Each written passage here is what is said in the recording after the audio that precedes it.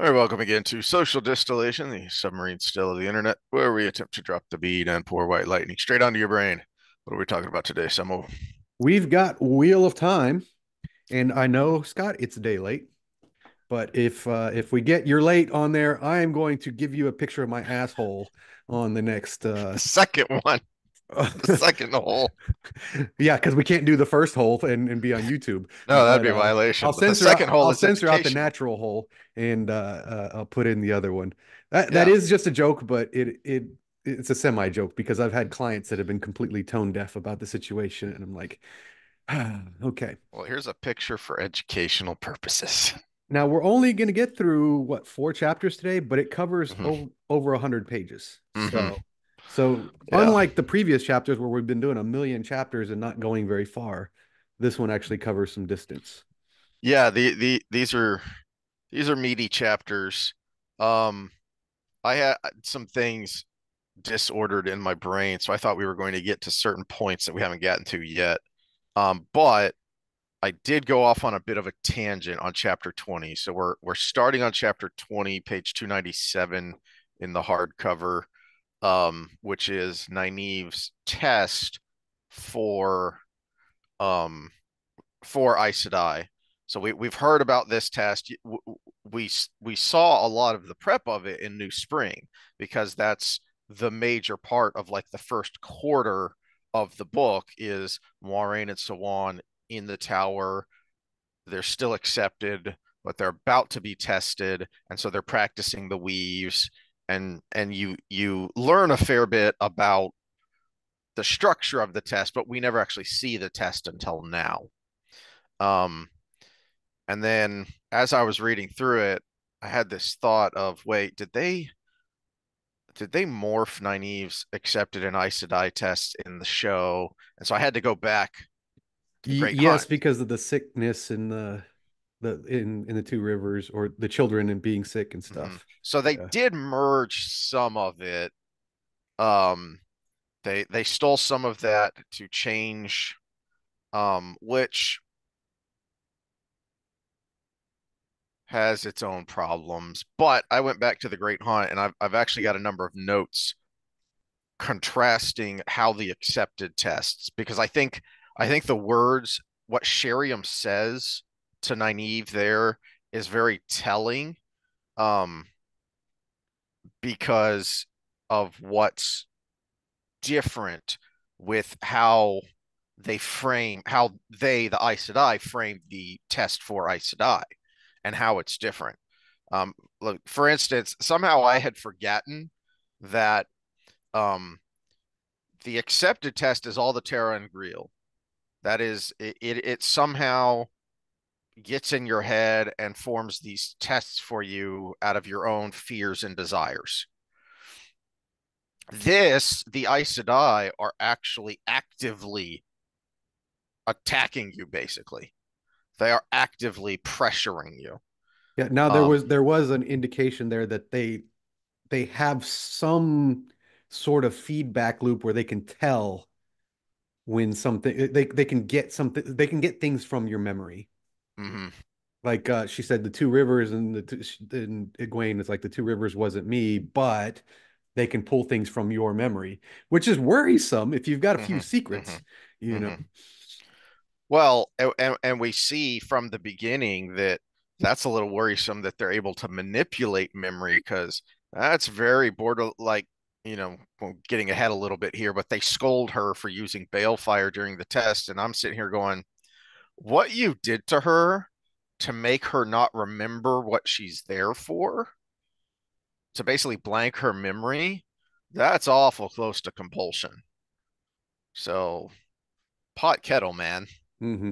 Because Oh, my biggest comment is a pot kettle comment. yeah. Well,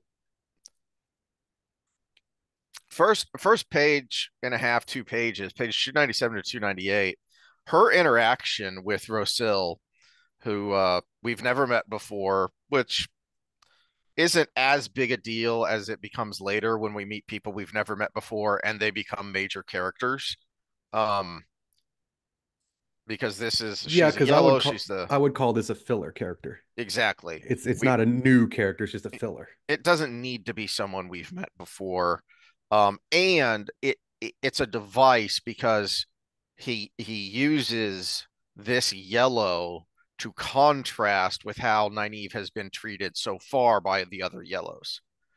And of her making the point that you know, the main point about these first couple of pages is we really see Nynaeve's growth, that she takes the time to thank her rather than just, you know, bitching and griping basically about the other yellows.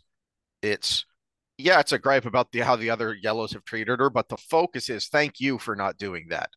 Thank you for being accepting of me Mhm. and bringing me in. And Roselle makes the point of everything changes, just some people can't accept it, and some changes are good is basically what she's saying. And and that transitions nicely into the next couple of pages about well, before I move on to that, the other thing that I like is there's a contrast here between Nynaeve and Egwene, and why Nynaeve becomes a so much more likable character than Egwene, and goes from someone the fans would gripe about in the early part of the series to someone most of us came to admire, and became like a top five or whatever favorite character, is because of this growth. Is she has this thought of, she does get a little bit snippy with Roselle at one point, and she thinks she doesn't deserve that. Why did I do that? I'm repaying her kindness with bitterness. And then not only she offers something of an apology, but that's when she goes into the thank you for helping me. Thank you Mhm. for making me feel welcome. But she also sticks to the uh she's consistent because she sticks to the Yes. morality of her statement that made her Hmm. snippy in the next section where she's not answering perfectly because she changed Yes. the words for her own situation. She sticks to her guns, which is set up with this explanation of one, the understanding, on Nynaeve's understanding of I shouldn't have been snippy and she deserves better. Plus, then she gives an explanation. And, contrast this with, because I doubt we're going to spend a lot of time on it, but the sections coming up later with Gawyn and Egwene, and how Egwene treats Gawyn. And neither one of them, I mean, they really are like two kids in love, because neither one of them can talk to each other. Neither one of them really bother to try and understand the other person and then explain. They just argue. It's the old sorry I roasted you, I was trying to flirt. Yeah, something like that. But then that nicely sets up the next several pages, because like page 298 to 300 is basically what you were talking about, of going into the test, the setup for the test, the questions for the test of, who comes here, why do you come? And she tweaks some of the wording, because no, she's going to stick to her guns that I am Aes Sedai. This test isn't to raise me because I've already been raised. This test is to prove once and for all that the Emerald was right to raise me. And it's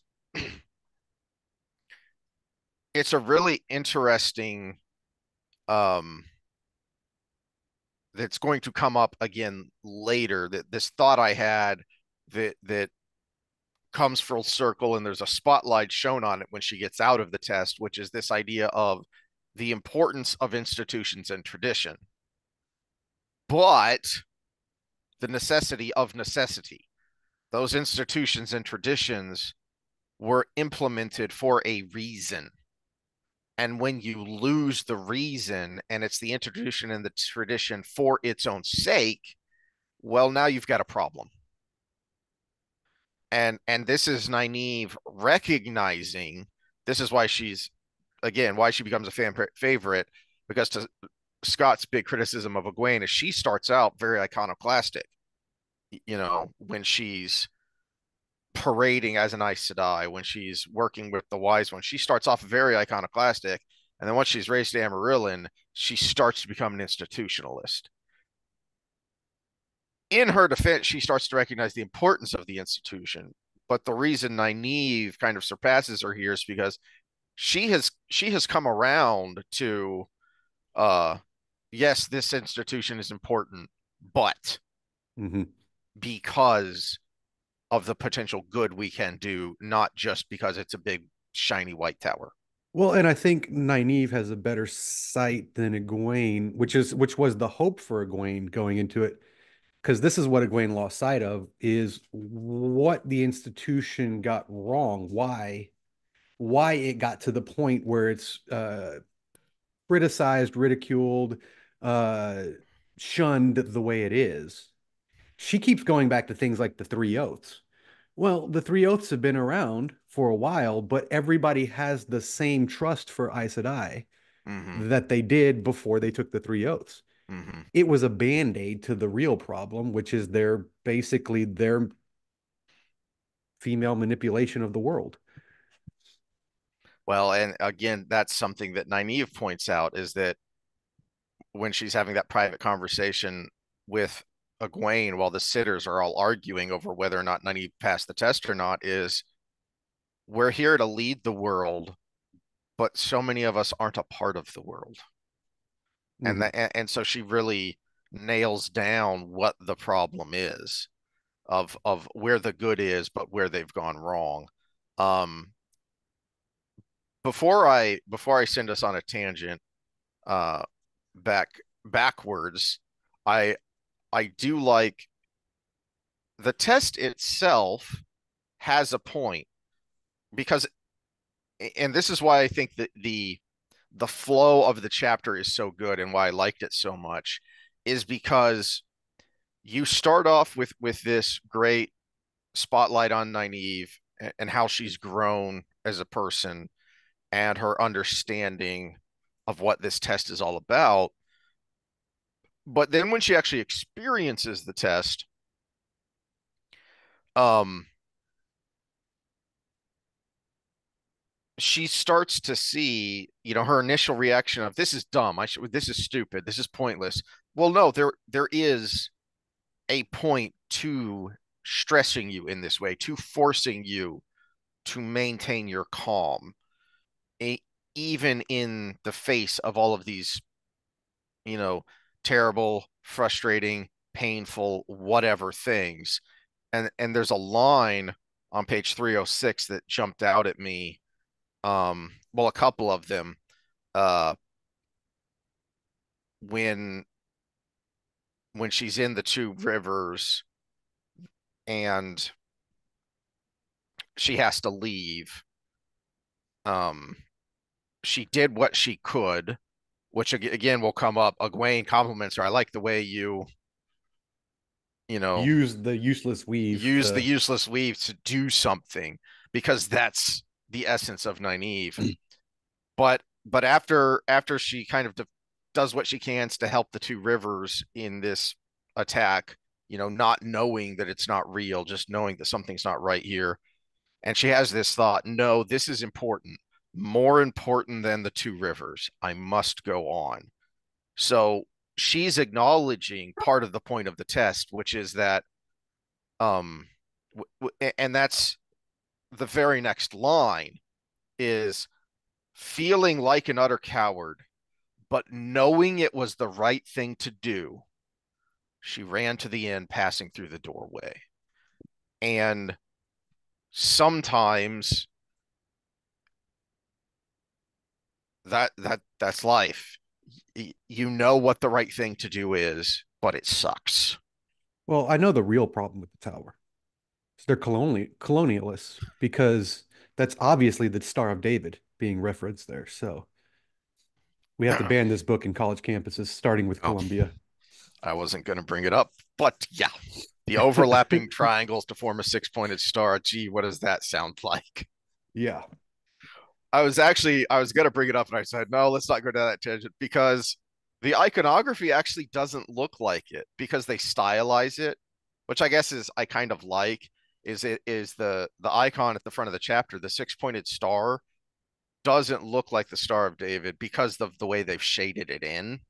Yeah, but they do describe it as the two triangles coming It's together the to, overlapping triangles to form a yeah. six-pointed star. Yeah, yeah. So it's like, oh, gee, I wonder what that's all about. I think before we go on, and I don't know what tangent you're talking about, but this is one of the problems with Aes Sedai is they're so superficially oriented. Everything is just so left brain. This is the way it should be. Calm can be maintained while having a sense of urgency. Hmm. That's the whole point. Nynaeve did everything she needed to do while handling the situation. Yep. I hope if I was on that surgery bed and I crashed, that they would move more quickly when they were doing what they needed to do. Yes, I want an element of calm so they do the right thing, but I would want them to move with a sense of urgency at the same time. There's a difference between urgency and rushing, or urgency and panicking, I should say. So there's a big difference between the two. Nynaeve never panicked. I don't know where this saying comes from, but I heard it from military guys. I heard it back when I was a kid and, living on base. My coaches were military guys. And one of them, um, I don't remember where I first heard it, but I was lucky enough to have a phenomenal wrestling coach when I first started wrestling. Um, he was uh, very good at teaching technique. He was very good at pushing without being a tyrant. Um, if you had to roll with him, he could change gears so effortlessly so that you always thought, I'm about to get one over on him. I'm about to get that takedown. I'm about to sink in that half. And then he would just keep pulling away from you to make you keep pushing yourself. And so I know I heard it from him, and I don't remember where else I heard it, but there's a saying, uh, hello, what's this? Go ahead, finish your thing. I'll bring Okay. this in. So there's a saying, uh, slow is smooth, smooth is fast. Okay, I brought up Usain Bolt for a reason because he's the fastest man in the world. And that goes into your smooth and everything.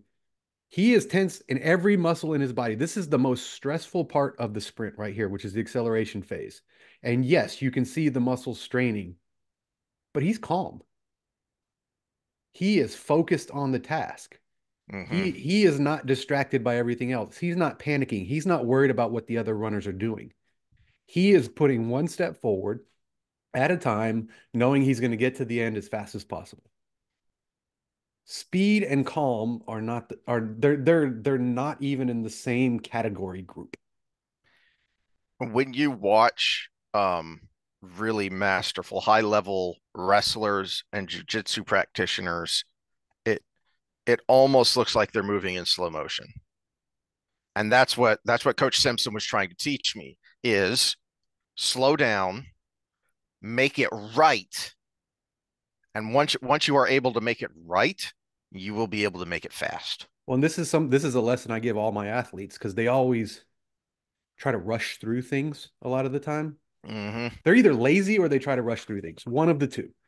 And I always bring up the greats because the hardest thing in athletics is to be able to produce force while having the proper degree of relaxation.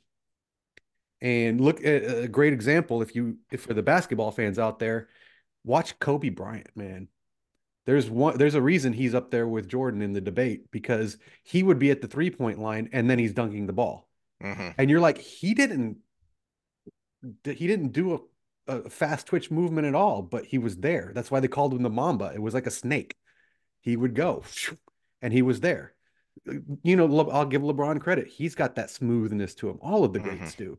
Uh, I'm trying to think of for other sports fans, Anderson Silva. We brought him up not that long ago. He was smooth. He was relaxed, but he could strike when he needed to. Gretzky. How do Gretzky, you do yeah. it? I go to where the puck's going to be, not where it is. Hmm. Bruce Lee, the fist punches itself, right? Mm-hmm. It's Eh, calm. Calm is not slow. And that's what I hate with the whole, well, you rushed Exactly. And to the that is what doorway. that is the point of Nyneave here when she gets to the end of the test on page 309. Um, and and immediately they're, well, you failed the test. And she's looking at him going, what is wrong with you people? And she starts to explain to them basically, no, you've forgotten the whole point of the test. And and this is where I kind of go went back on a tangent because I had that thought of, wait, did they morph her accepted uh uh and Aes Sedai tests in the show? And yeah, they kind of did, but not as much as I thought because I remembered the last one being Lan, but I couldn't remember exactly what it was.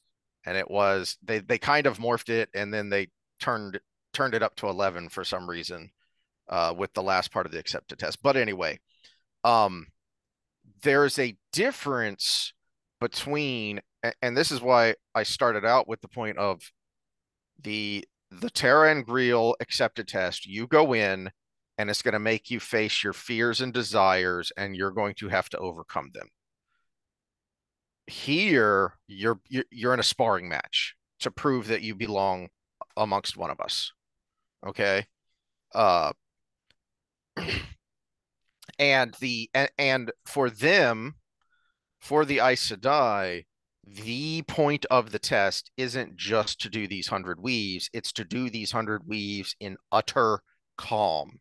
And to them, to your point, to them, calm means you don't run, you don't rush, you don't, you don't do anything except what we told you to do.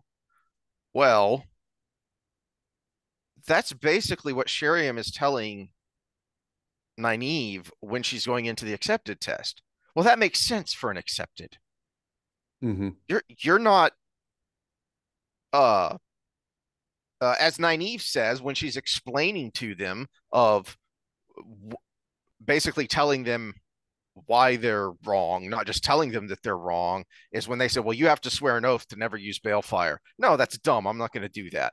If you don't trust me enough to make those kinds of decisions, then you obviously don't trust me enough to be Aes Sedai, because that's what it means to be Aes Sedai.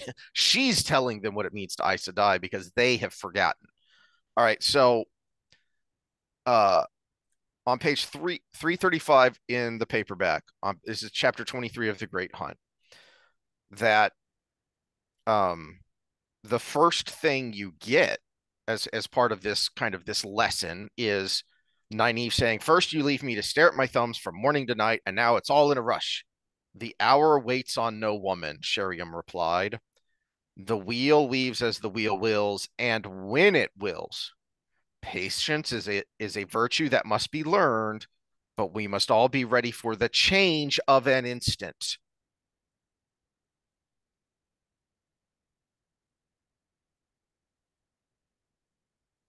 Okay. So if you're done with that thought, I want No, to, I have a few well, more thoughts on the accepted well, test here.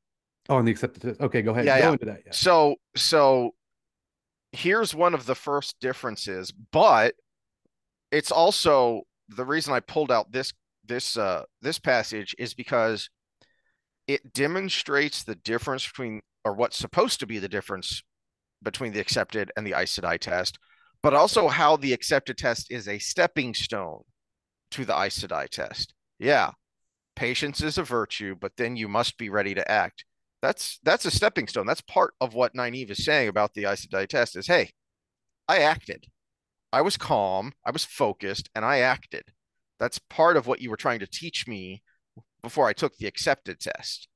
And but then also the the vigorous practice of the Aes Sedai test and the emphasis on calm versus the, all right, it's time to go. You'd better be ready. Uh, Yeah, and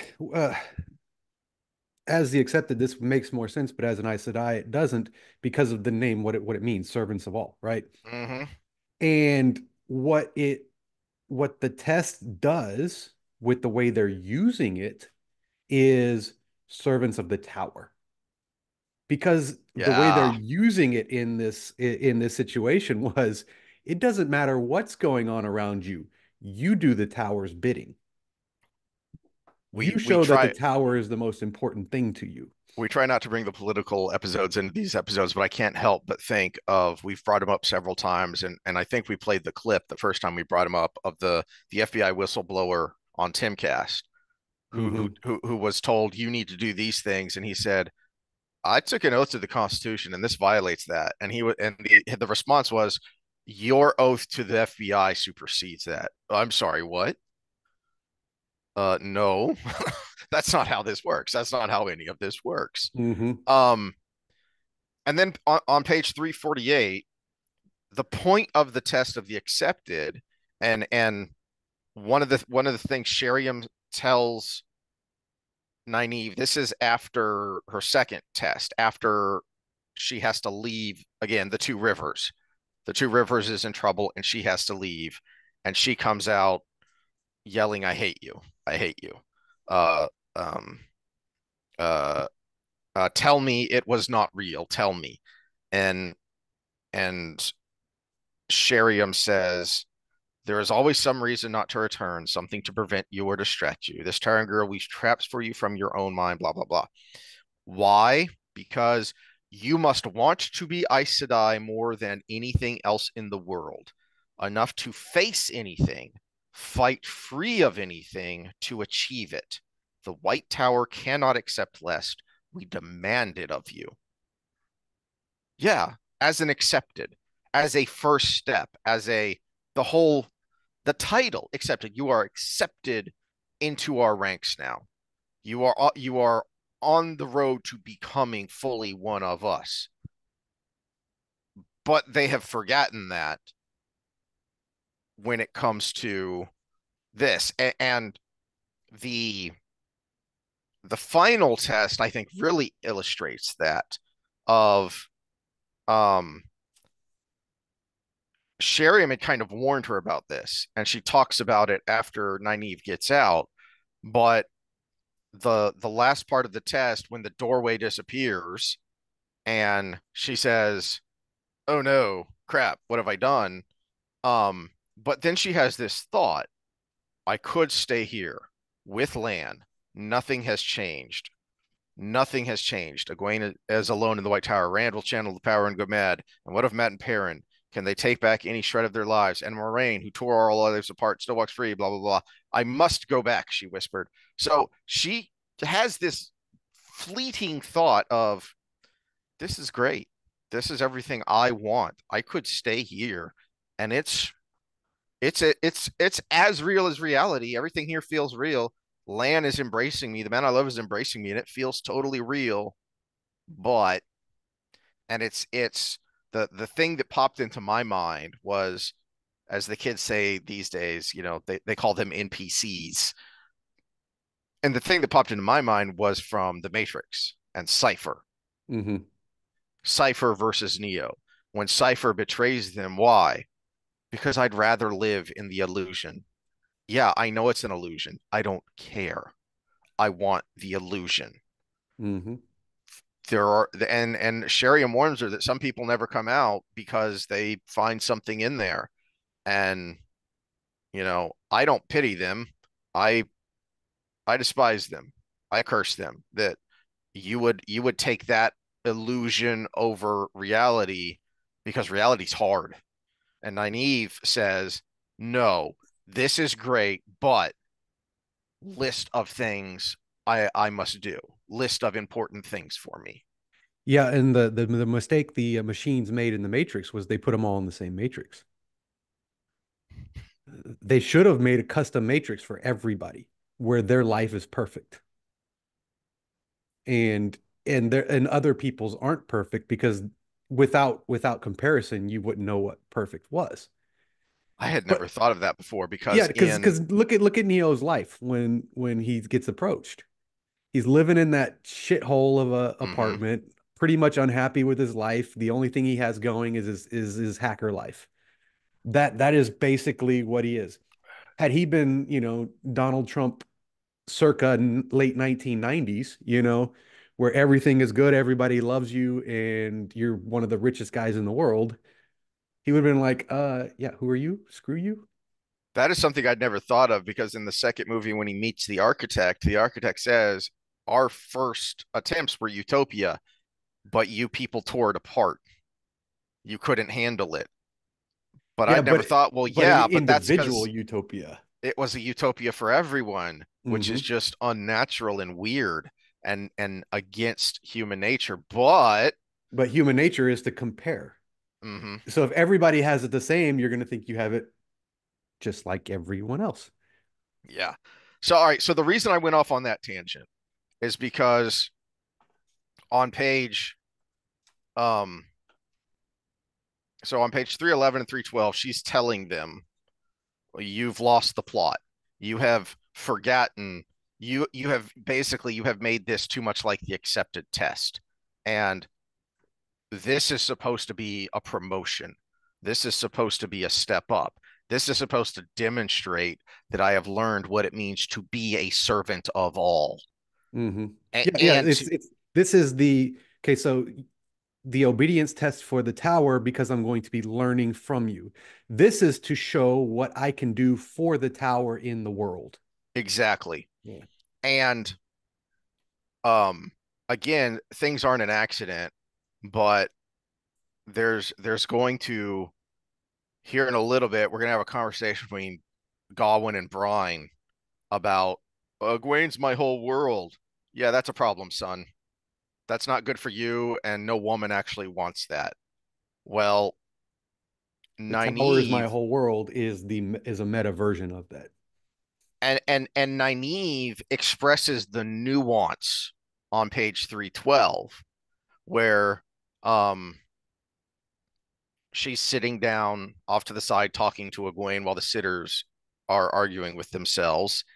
Uh and Nynaeve says, and the last one with Lan, Egwene nodded. I'm sorry. I thought that if I didn't do it, nobody would.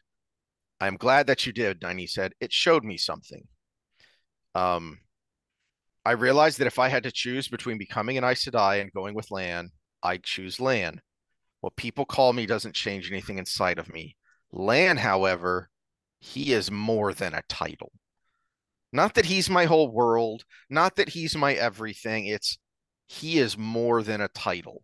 Not just and I think there's a lot of meaning wrapped up in that sentence. It's not just he is more than my title of Aes Sedai.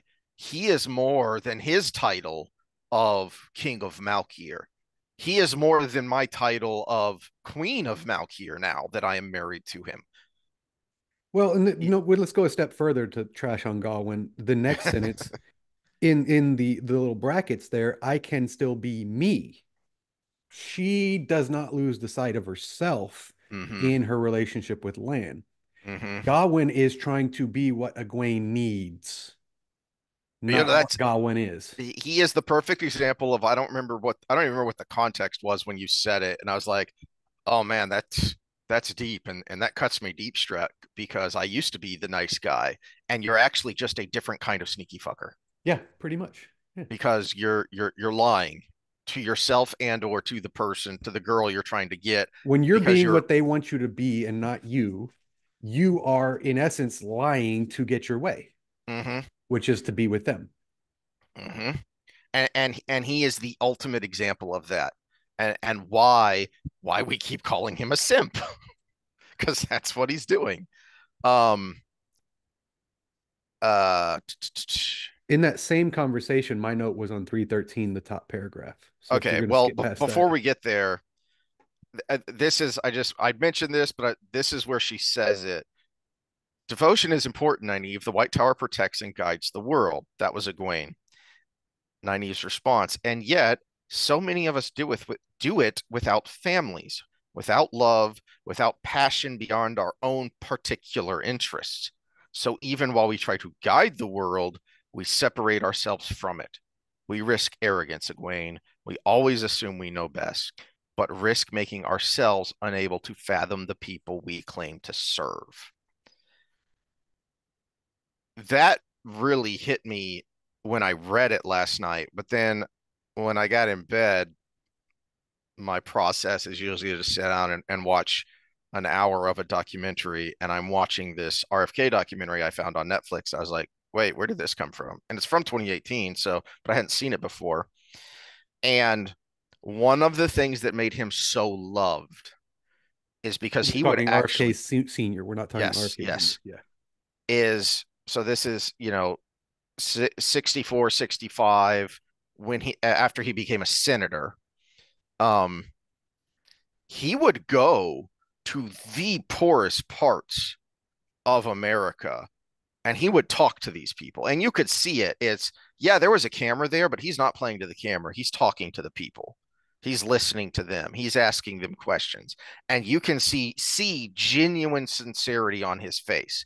And you can see surprise when they talk to him about this world in which they live, that and he had traveled around the world, and his, as he says, it's embarrassing that, I've been to Poland, I've been to Brazil, I've been to these other places that we would think these are third world countries, and now I come here to my own country that has the highest GDP by far in the world, and people are living like this.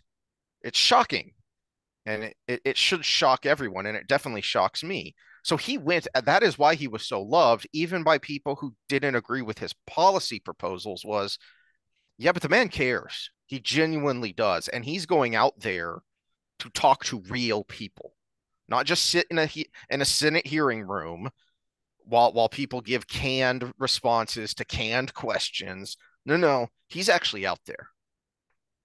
And oh geez, I just remembered something. All right, so a couple weeks ago, uh the wife had this get together with work people, at a friend's house, and people sitting around talking, and I don't even know how it came up, but I ended up sitting next to this kid who was what they called the baby because he was like the newest intern. So he was like 22 years old. He just graduated. He was just starting. But 22 years old, he's been through high school, he's been through college, he's, an American citizen, so he's been through our education system. So he should know. I don't even know how it came up, but I was talking about the political Be unrest. careful with he's been through our education system and he Yes, should know. exactly. Yeah. Exactly. And that's what I realized. A Oh, lot of them don't great. even know how to read and do math. So Yeah. So so I had to ask my daughter last night. I told her this story, and she looked at me like, how can you make it through college and not understand this reference? But I made the point that a lot of people are making the comparison to the 60s, the civil unrest, the unrest around the world, war, blah blah blah, etc. And I said, I think a much more apt comparison is that we're in 1914. And he looked at me and went, what happened in 1914? That is what my daughter, that is the face my daughter made when I told her the story last night. And wife, my wife said, was that was that World War One? Oh, honey, you're killing me. oh my goodness. But the reason I make that point is because when you look at the build up to World War One and you see millions of people died, and what was until that point and for the next 20 years the worst war that had ever happened.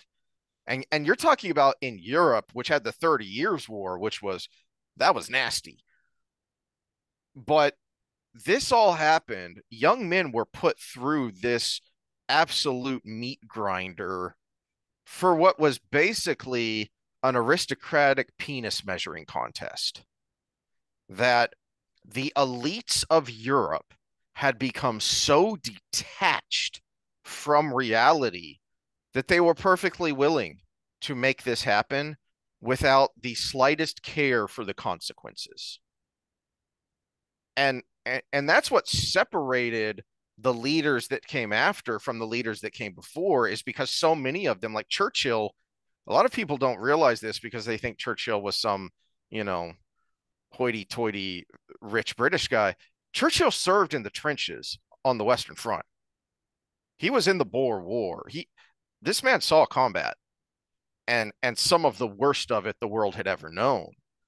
Um, and that gave him a connection. That is why in that scene that's kind of based on reality, but it's kind of an amalgamation of several things. And I've mentioned it before, the great movie The Darkest Hour with Gary Oldman which I did as watch.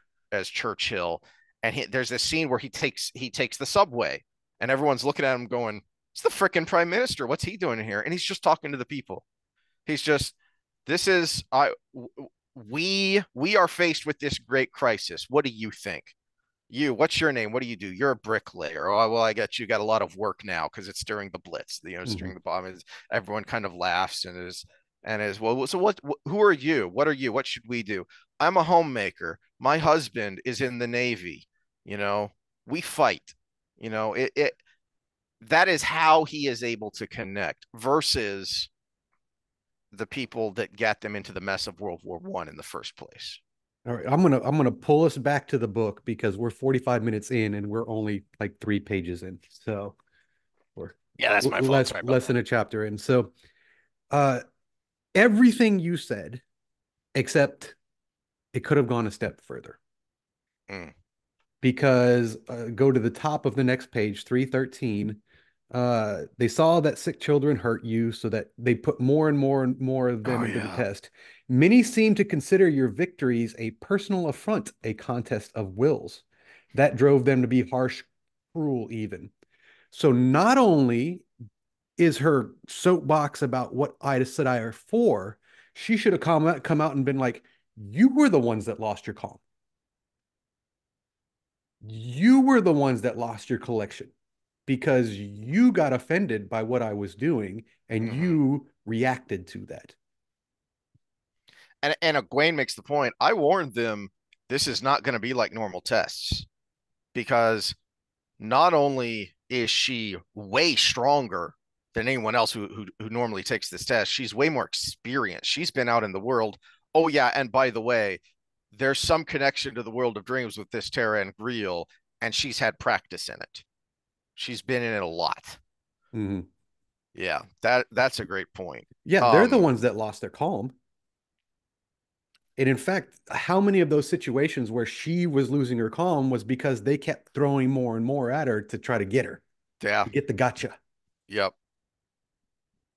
That rather than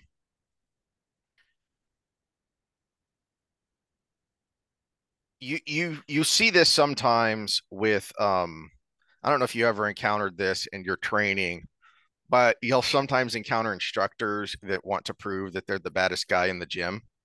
Yes, this is how I made my career because the worst thing when I was a young trainer, we I worked at a sports performance facility, but we had a fitness division, which is I eventually took charge of because of this. Uh, was the last thing that anybody wanted to be overheard saying was so and so was the easiest trainer because the next time that person came out, they would destroy everybody.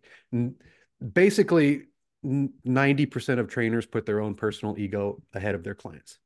They are proud of how of their client that can't get off the ground after leg day or the amount of sweat that's on the floor or and I'm looking at these people saying you would not do the same with yourself. I have watched you train. I have Hmm. watched you train Hmm. and you do not do the same thing to yourself. This is for you, not for your client. And that was what I wanted to prevent. And it was actually a little bit of a long process. I'd say over about a year where I kind of started to take over and people were like, well, you're the easiest trainer. You're the easiest trainer. And then a few months into that, I'm like, where are the best results coming from? You're the easiest Hmm. trainer. It would be better if you were harder. It's like the other person's harder. Did you get good results? And then as other people from other groups would be looking over at mine, they'd be like, oh, theirs is so easy. Ha ha ha ha.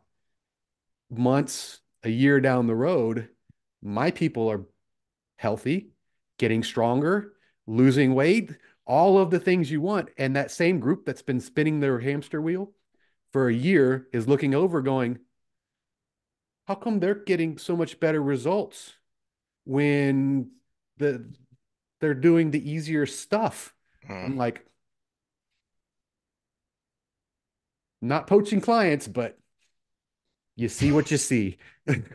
Results speak for themselves. Results speak for themselves Yeah. because I put my clients in front of me. Hmm.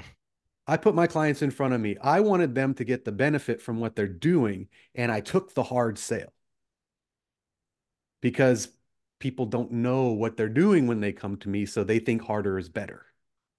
Hmm. But it's not. Sometimes it's necessary. Sometimes it is. But minimum effective dose is the way to go. And because I could take that approach and have that mindset, I benefited a lot of people.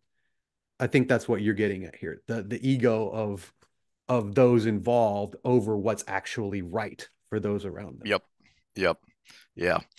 Speaking of egos, I right before we end here, I do want to point out, I think this is good of Gawyn here because this is when she is being authoritative properly and within the proper constraints. Is I like this line on page 314 where Nyneave is about to blow off the uh of spending the night in prayer and contemplation of the burdens you will take up on the morrow. Thank you, Nyneave said, but I already have my shawl. And she cut off as Egwene gave her a glare. And I love this line, a serene glare, but a glare nonetheless. I will be happy to follow tradition. So I this is when the characters work and why they work is all right, she's still not perfect. She's awesome, but she's still not perfect. That as Gawyn is, hey, you just passed this test by the skin of your teeth. Maybe, maybe give a little more, Yeah, you yeah. know, There's a time to stand your ground, and there's a time to play a little bit of politics to be able to stand your ground again later. Yeah, that's exactly. And she doesn't call her out in front of everyone. She just gives her a glare, a serene glare, but a glare nonetheless. And then it skips as she jumps to uh to go visit Myril, and I love the interaction there. It's not quite as good as the last scene Jordan gave us with her. That scene I love at the end of Knife of Dreams, where she walks in and basically calls out these Molkiri of, "Are you really Molkiri? Because my husband is riding all by himself to the Blight. Is anyone going to go with him?" I love that scene. I love this almost as much. I love this scene here where she grabs Myril and says, "Don't push me, woman. You have something that belongs to me and you're going to give it to me right now, or we're going to go inside and I'm going to tell you what's what." hmm All right. I know we spent a long time on that, but I yeah. only have one note on the next chapter. So, because Page chapter 21 is a Perrin chapter. 327 is my next note. Okay, but yeah, my next note, it gets into the battle with in in uh in Malden. Not Malden, Meridon. Meridon, yeah, Meridon. Yeah. So, uh, I didn't have much thought on that in the same way that last time we kind of skipped over it. Of it was a really well written action scene, and I'd love to see it on the big screen by competent people who actually care about and understand the source material. But that will never happen. So I'll just picture it in my head, or maybe go rewatch the Helm's Deep battle from Peter Jackson's Two Towers. But anyway, all Yeah, right, except I had something kind of professionally to bring in there, which was I thought something a little extra for the crowd okay, because well, I think some of this was written by Jordan because I don't mm-hmm, think Sanderson would even know this is a thing. mm, all But right, well, hold on, page 318 first, because this is on okay, Perrin. Was we don't want to flagellate the deceased equine anymore, but this really jumped out at me as here's what's wrong with the slog and why it's a slog is Perrin is receiving this report. He's having basically this council with the Aes Sedai have come back from investigating, seeing what's going on in the world while they've been away, and Perrin found himself thinking about that strange violet wall he'd seen in the wolf dream. Idiot, he told himself sternly. Keep listening. Light. He really was a bad ruler. He'd had no trouble running at the front of the wolves when they'd let him hunt. Why couldn't he do the same for his own people? In a vacuum, That's great. That's fine. Here's where the slog becomes a slog because he thinks that, but then he keeps his mouth shut. He does listen. He responds. He asks questions. He makes decisions, etc., and so forth. So the doubt itself isn't the problem. That is understandable. You've got a you've got a kid here who at the age of 19 or 20 was raised up as the leader of his whole basically county, where when the last time they'd seen him he was just an apprentice blacksmith, and now he's 21, 22 years old and he's leading this huge army, and he's got this queen who has sworn fealty to him. It's Yeah, he's going to have doubts. He's going to have a bit of imposter syndrome, but he's also, by the Perrin that we saw in the first 6 books, he's going to keep doing because that's what he does. And that's basically what he that's basically this whole section here. And then he leaves. Wait, is it in this or later where he goes out to chop wood? The It's next Oh, parent it's section. in the next chapter. But you basically see that again in that chapter of, I need to do something. I need something to do. Let me go do something. Because that's who he is. He is a doer. But he's got all this complication in his life that's making him go, what the heck is wrong with me? And that part is fine. The problem was the repetitive whininess. That's why the slog was a slog. That little section right there, that shows the what the slog could have and should have been, that would have made it not a slog. If it would have been more internal, less repetitive, and less whiny. Am I making sense there? Yep. I did like his little back and forth with Gawyn, who's like, "What's your plan of attack?" And he's like, "Just blow him up." And Galene's like, "Excellent, as long as we can go in and just clean up Pop up. afterwards." Yeah. Yeah. All right. And so then we get it switches to back to Iturralde and what's happening at Meridon, where things are going to crap. Yeah, and this is the part I think might have been in there already because I think it's something that Jordan would have known from being in combat and in the military, but so few people know about this phenomenon is we've got a thing here where PTSD can reach a certain point where you actually become combat addicted. Or are you talking about the guy that's laughing maniacally and just charges into the ranks and says, Hmm. let's die together? Yeah, and so what Yeah. happens at that point is the trauma is so bad that it actually does brain damage. So it does brain damage to the point where your amygdala, which is the fear section of the brain, is uh, basically there's lesions in it now. So when the adrenaline hits from the fight or flight, you have the fear can't generate. So you only get the other side of it, which is the Mm, thrill. And then you mm. become addicted to the thrill. In fact, if they compare it with they call it a trauma-derived toxoplasma gondii. For those that don't know what toxoplasma gondii is, it's a parasite that eats a part of your brain, usually in mice. So they, instead of being afraid when they smell a cat, they actually start looking for the cat. They get aroused. They get aroused from the smell of the cat and they start looking for the cat. Can't syphilis do that to your brain too? It does something similar to where I'd it have to changes look your that up. brain. Yeah, Yeah. yeah, I mean, I'm sure it does attack your brain. I know that. I don't know to what effect other than just not good. But so the rat looks for the cat eats the rat, the toxoplasma grows in the cat's belly, the cat poops the toxoplasma, which gets into the water or whatever. The rat drinks the water, infects the brain, rat looks for the cat eats the rat. So you see the cycle that goes there.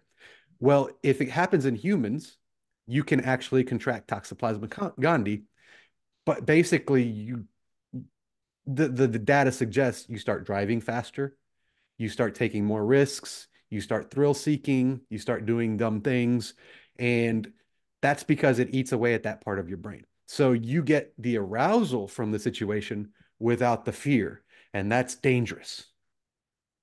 That's like if I had no pain from my surgery, I could hurt myself because the pain is what tells me to slow down. The fear is what tells you that might be fun, but it's also probably going to kill you.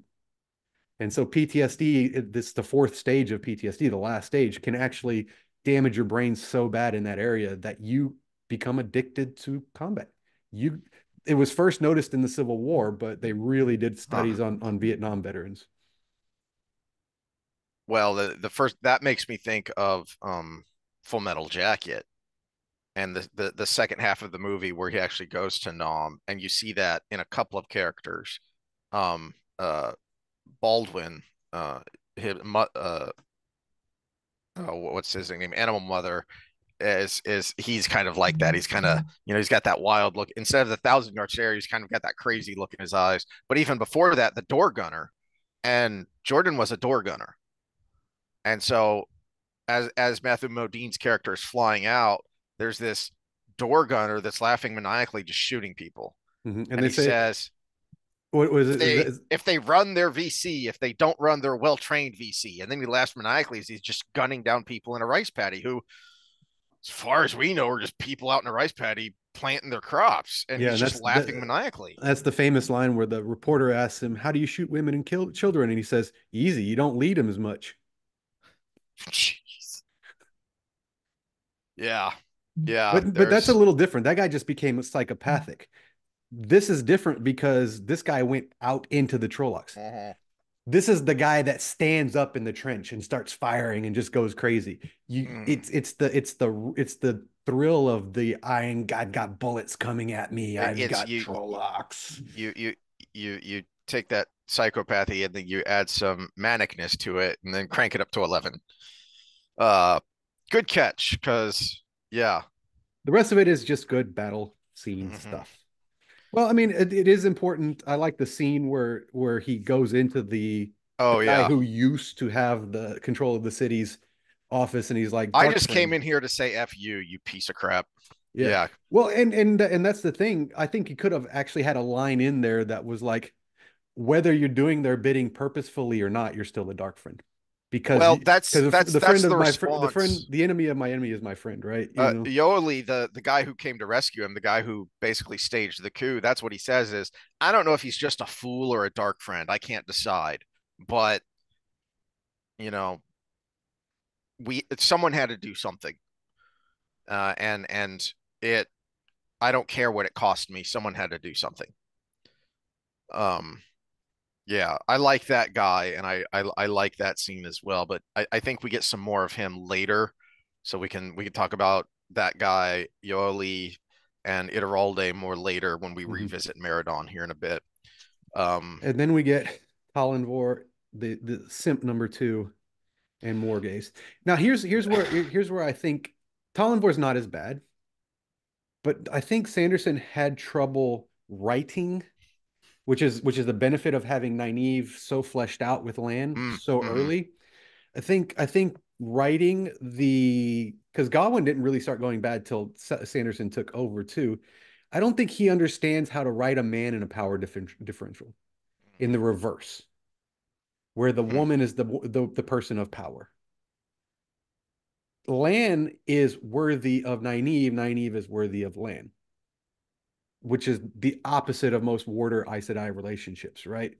It, he is he is the manliest of men. That's why him and Nynaeve work.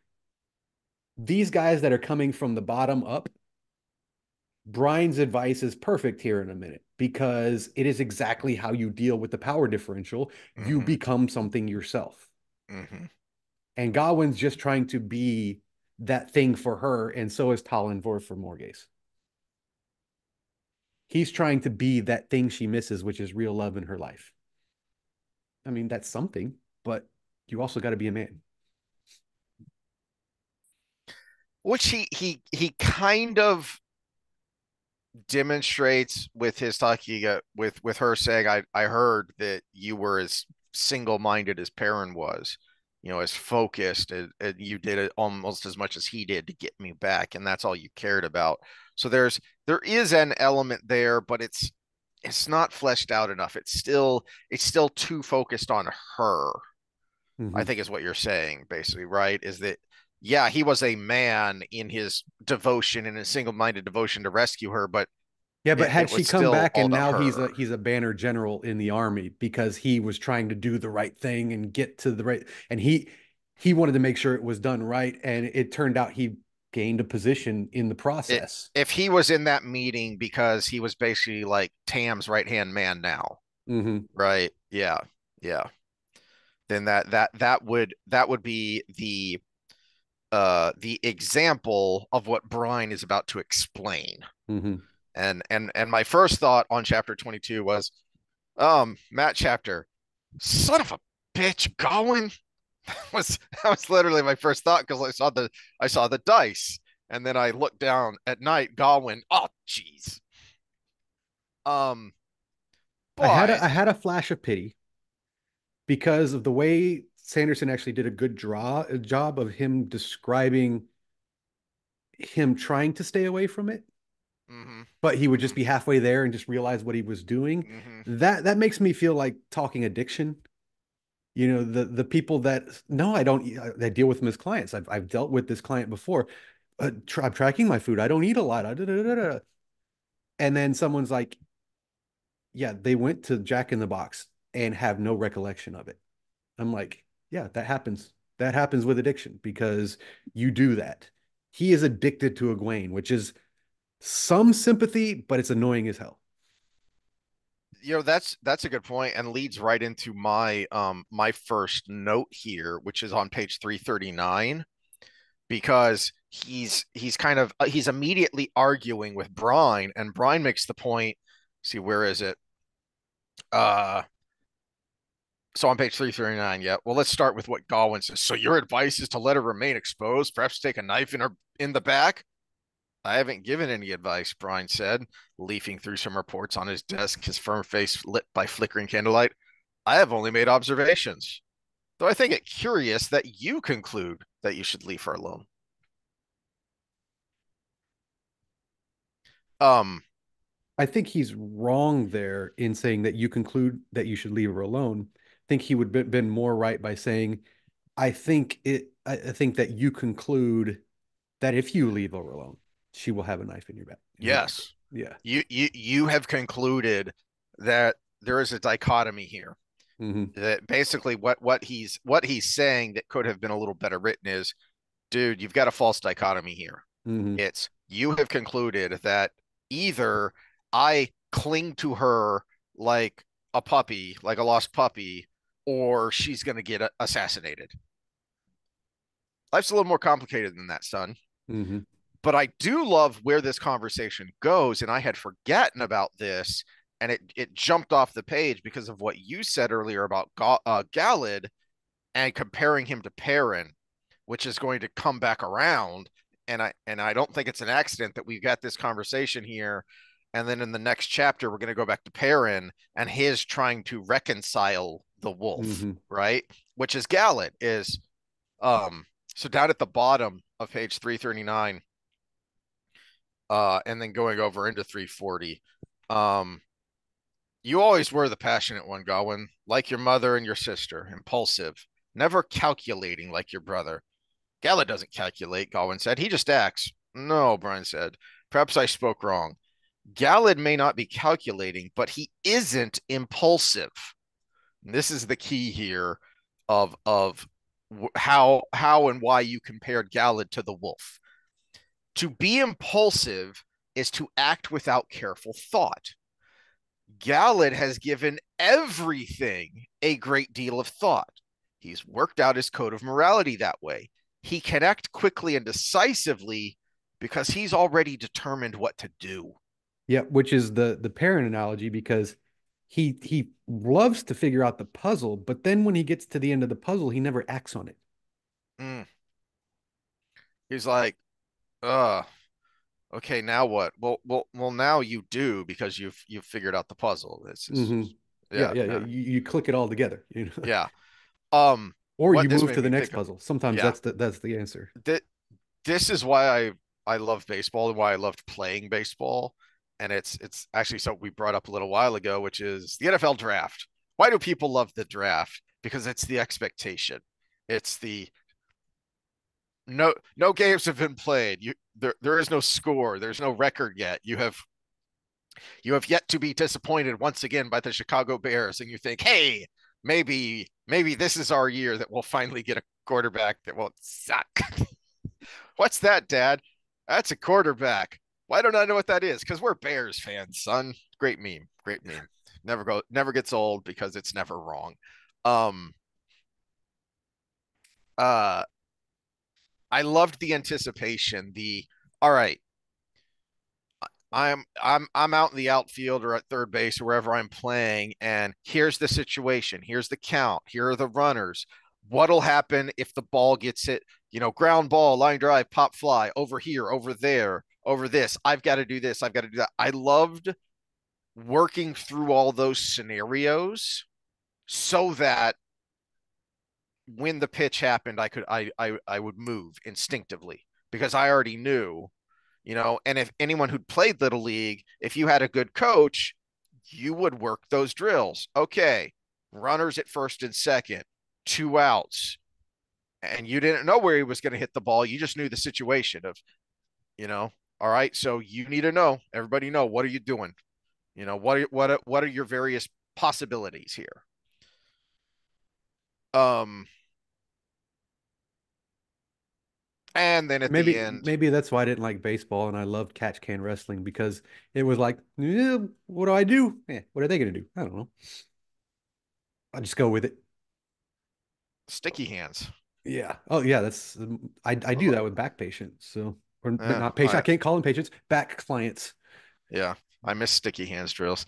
And then it ends with the line, she did not look pleased. Ugh, yeah, of course she didn't look pleased, but we'll get more of that later. Yeah. Um, My only note was we kind of touched on Brian's advice, which was make something of yourself or yes, find out who you are. And yes. on that's on 340 and 341. Let me find the line. And he doesn't get it. It was my note about Gawyn because he says, uh, shoot, what was the line? I said Gawyn misses the point because he basically talks about what Brian said. Oh yeah, he wasn't surprised by anything Brian had said. The man was nothing if not consistent, and he had repeated the same themes to Gawyn before. Think instead of being impulsive, be deliberate. That wasn't the point of the conversation. The point of the conversation Yeah.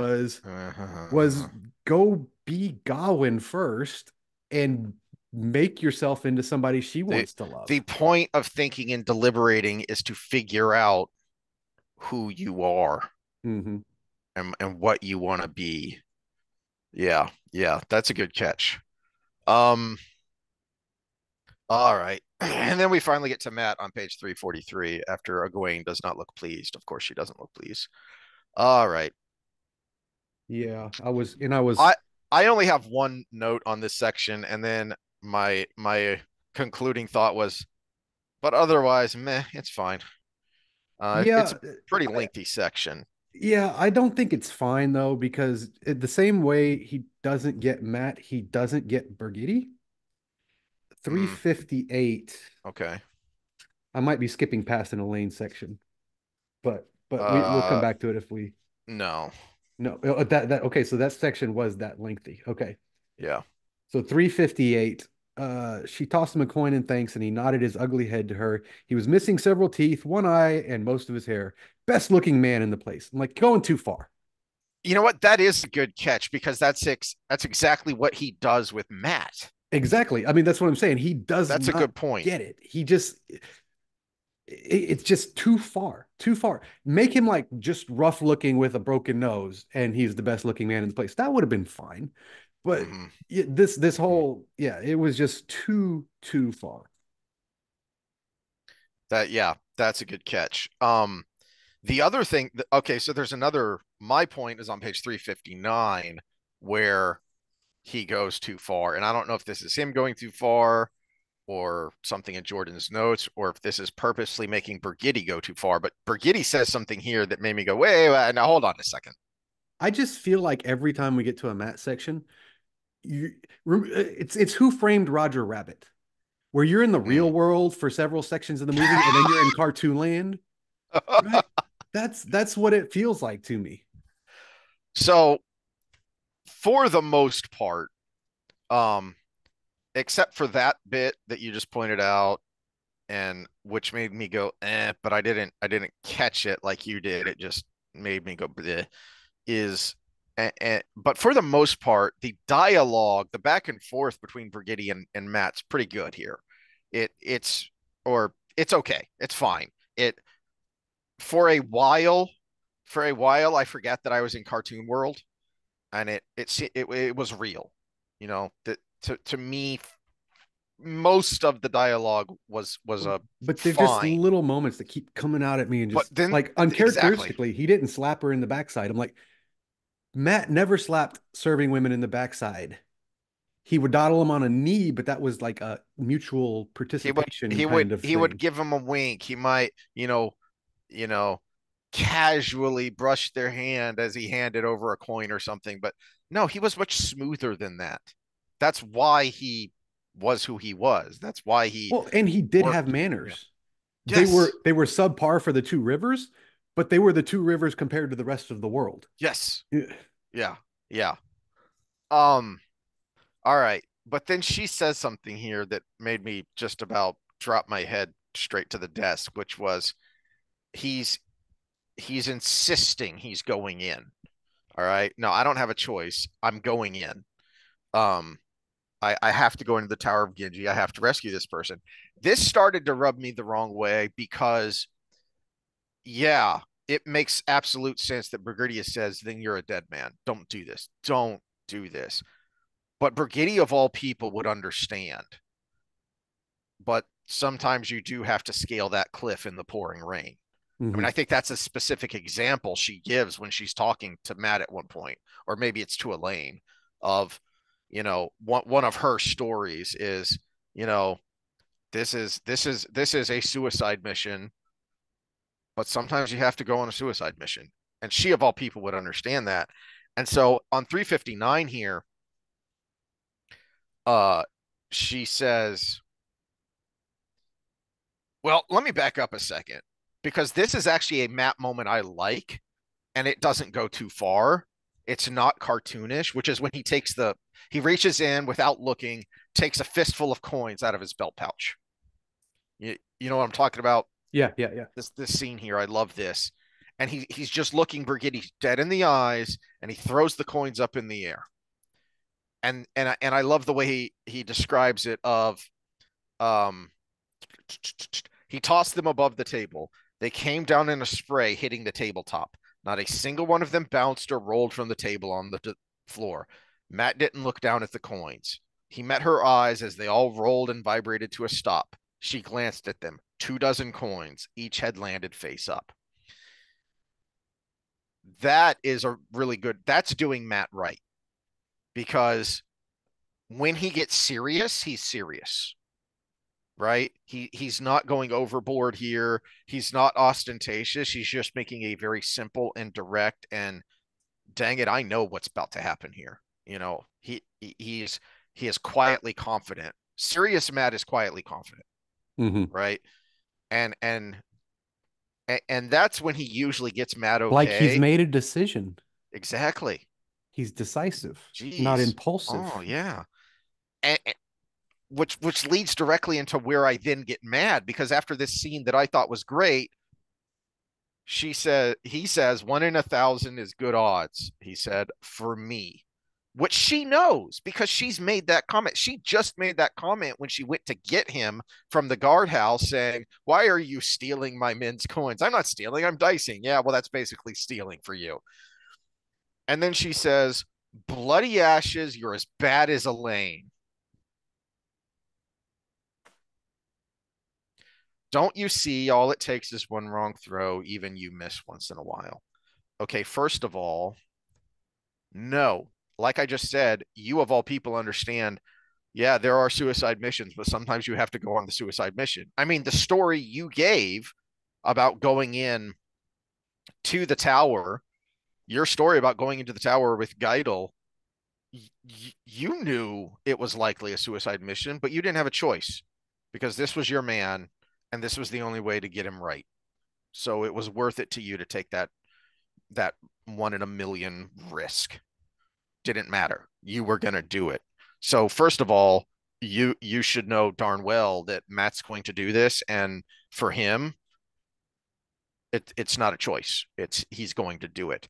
And secondly, he's not as bad as Elayne. To your point, this just makes it all the more glaring of how bad Elayne is and how much she annoys us, which we're going to see here in a minute when she once again almost gets herself killed. Yeah. Um, is that to your point? Is my note here is that he's like Galad. He's like what Brian just said about Galad. That's him, except in nerd terms, Matt is chaotic good instead of lawful neutral. Hmm. But he's basically the same mentality. He's basically this is how he's able to act so decisively, but not be impulsive. No, he's thought this through. I mean, for crying out loud, before we switched to Birgitte's perspective, they were sitting there planning, like deep in planning. All right, we've done this, we've done this, we've done this. What else can we do? What else can we? Oh, son of a gun! I'm a dingleberry. I know someone who knows about the tower. Here's the one thing we haven't done yet. Let me go talk to Birgitte. Hmm. All right. This is how he's not Elayne, is because he takes risks, but when he takes a risk, it's a calculated risk. She is actually she's the definition of what Brian was saying about being impulsive. Which he did say in that speech, you and your sister. Yeah, yeah. Yeah. You and your sister and your mother, in contrast to your brother Galad. Yeah, that's a good point. All right, you're squirming around a bit. Do you need to take a break before we finish up these last couple of chapters? Yeah, let me take just about five. All right. All right. So then, of course, Brigitte senses badness from Elayne, and they have to go rushing off because she does something dumb again. And I just kind of skipped over it all. Um,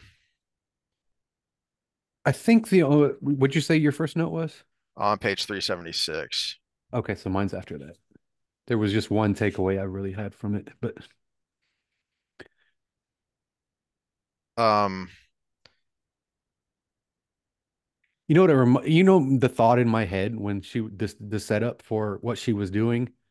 Remember in Princess Bride when they put the big cloak over Andre the Giant? yeah, I am here for your souls. that had way more planning than this did. Yeah. Why didn't you list that among our assets? Okay. So after this whole, convoluted thing and her, oh, I've got this brilliant idea to get information out of these people. Um, there's a couple things of dumbness here is as after Brigitte and Matt get there, um, first of all, even before my note, I just saw this and I went, "Oh, wait a second. No, you're being dumb again." Brigitte knelt by Elayne's side. Are you all right? She asked urgently. Elayne nodded in exhaustion. I got myself out of this one. No, you didn't. And then in her head, she thinks, in a way, yeah, because you didn't, because you would be dead if they didn't want you alive. And so they healed the bad guys healed you. The bad guys healed you so that Millar could take you off and rape you repeatedly before killing you. You stupid, stupid girl. But then she says at the end, I did something very rash, Brigitte. Yeah, no kidding. Yeah, you say that. The problem is that much like we pointed out way back in when was so the golem attack was in book 6, 7. When did Matt disappear? Matt wasn't in in Path of Daggers. Yeah, because the building falls on him at the end of A Crown of Yeah. Swords. Yeah. So after she's nearly killed and a bunch of people are killed by the golem and Matt jumps in to save her, she has this moment of contrition of, I'm sorry, Matt. I misjudged you. You're not the person I thought you were, and I was overly confident in myself. Except she never really demonstrates that. She kind of does with Matt. Of she does when Matt finally gets back around to her, she does actually treat him better, but she never seems to learn the lesson of, hey, stop charging in headfirst, Dingleberry, because the world is very dangerous, and especially the world you live in is extra dangerous. Yeah, and which is it's also counter-human. We always talk about how Jordan understood humans so well, and I can't imagine this kind of stuff not being a theme that Jordan wanted to Mm-hmm. keep going with.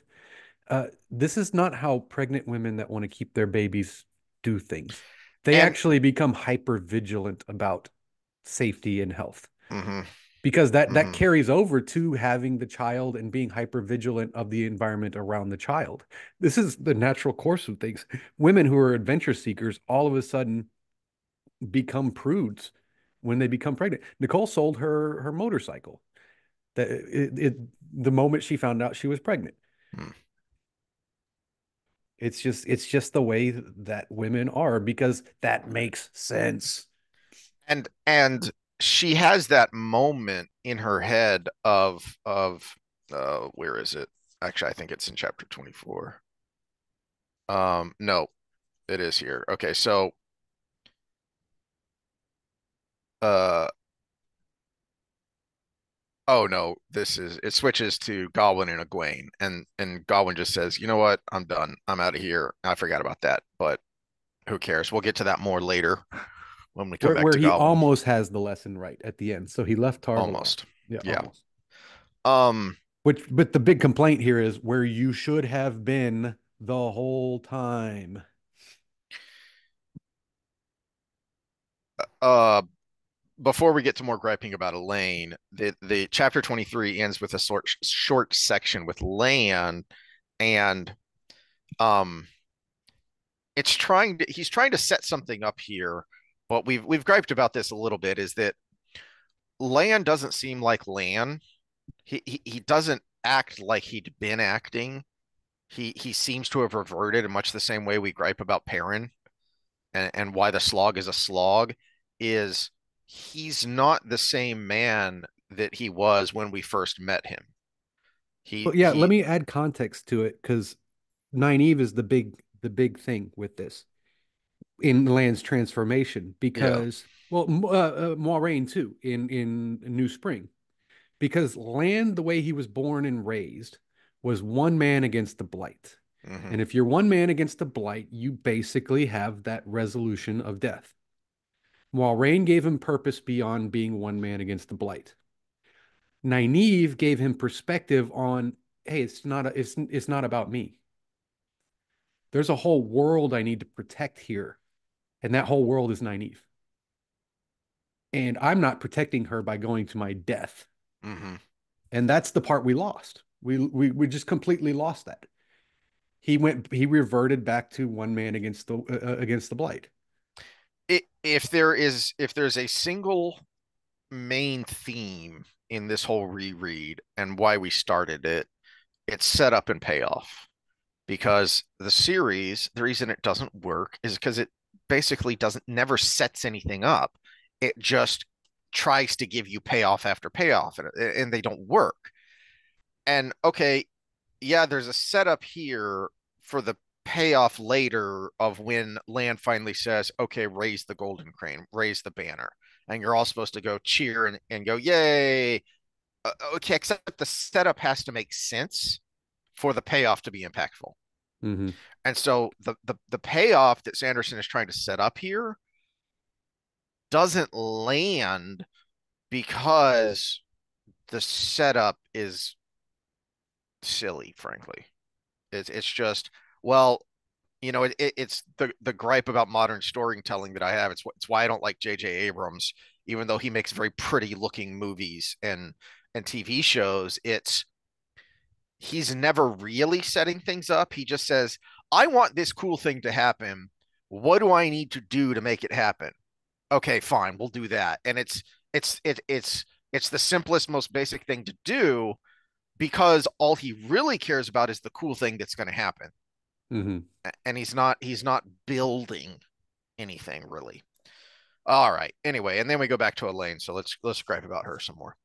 Um before so we finish up with I Perrin, but there's a little bit of Yeah. Elayne I first. did like the one positive from this first part of chapter 24 with Elayne is we're really speaking of setting up, Mm-hmm. we don't get a follow through on it, but this is one where our imagination can take it.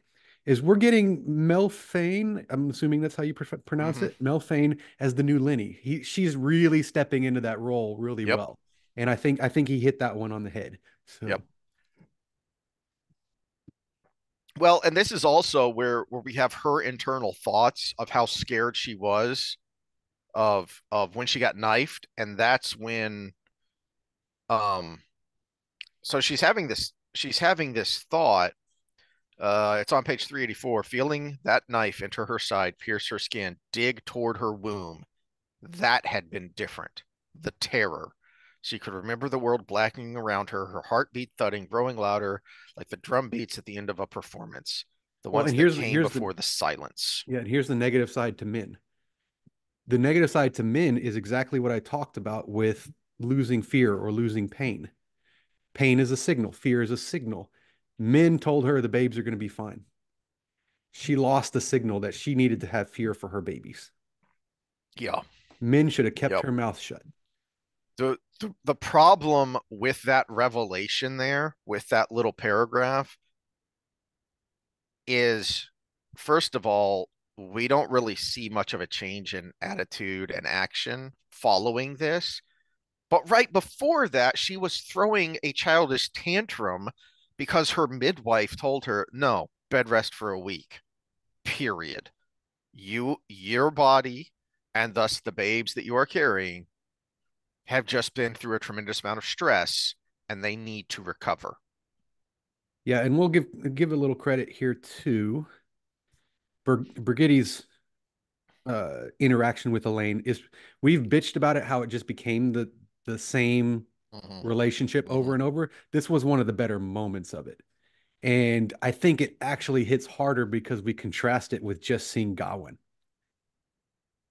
It's the same, they have the same purpose right now. Hmm. They're trying to protect the person who is their charge, but That's Gawyn a is great trying point. to push himself in there, where Birgitte is just trying to do her damn job.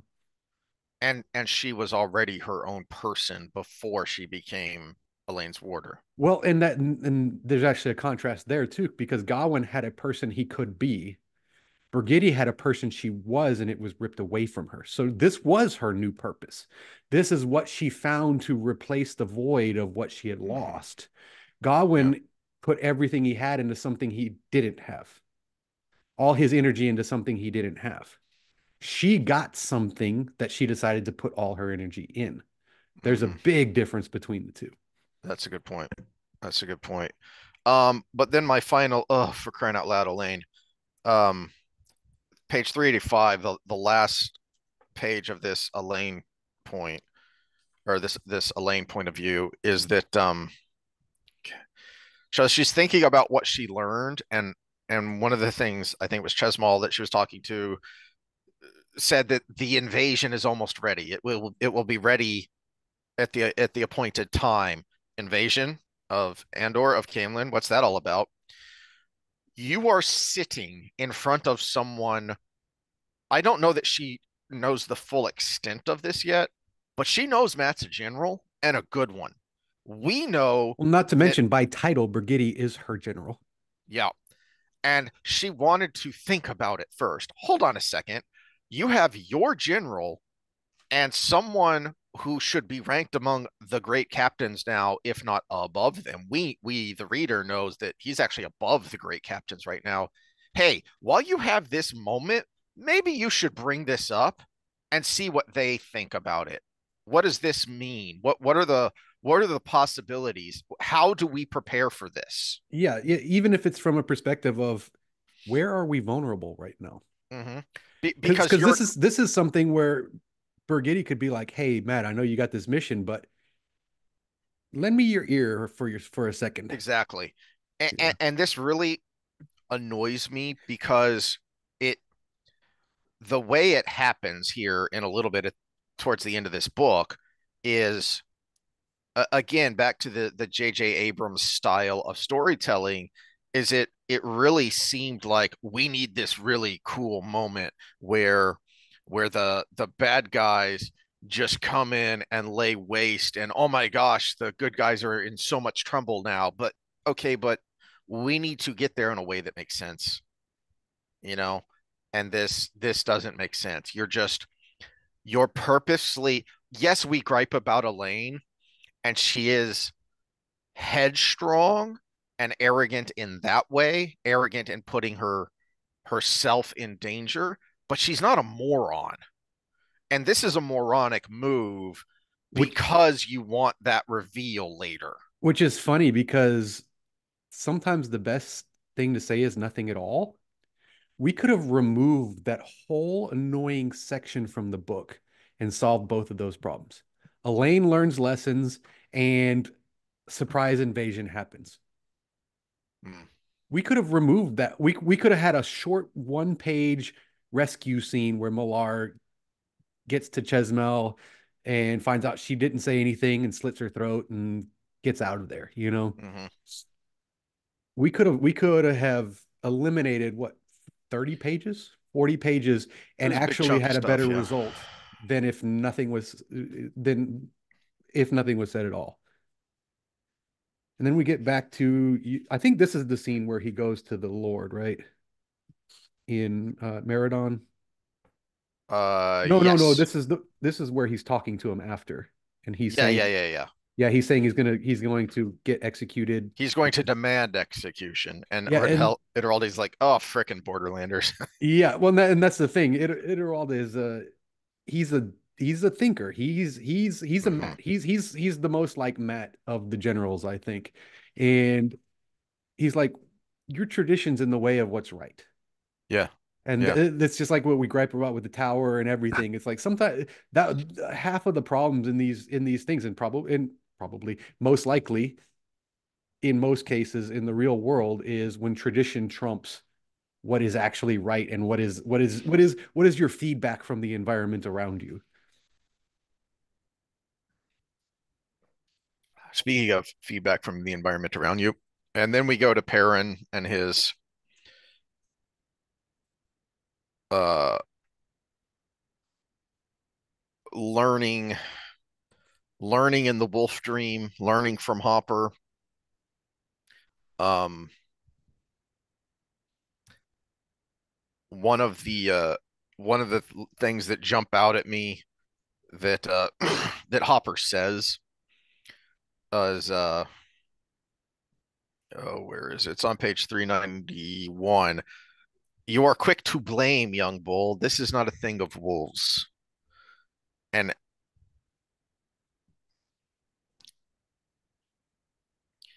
it made me think of that line I keep bringing up from the Last Airbender, the wise old uncle that um shame is not the opposite of anger, but its source. And that's where a lot of Perrin's frustration and thus anger comes from, is these feelings of shame that he has failed. And I think what Hopper is saying there in his own way, because he is acting instinctively, is you don't blame. If the hunt fails, it's okay, here is why it failed. Here is what we need to do next time.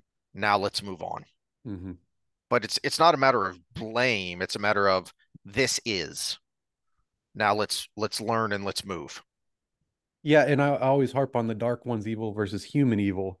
But then when we think of like the old nature is metal thing, Mm-hmm. nature isn't evil, it just does, right? And I think that's where Perrin was supposed to be. Perrin was the straightforward one, right? To Scott's comment, we can bring this comment in here. saying Sanderson wrote Perrin better was meaningless. He is the least nuanced, most straight ahead character in the series, which is Yeah, that's a good actually point. the nuance of the whole thing. Hmm. The nuance of the whole thing is he was straightforward. He just did. There was no good or evil behind it. He just did the thing that needed to be done, and that's where the wolf comes in.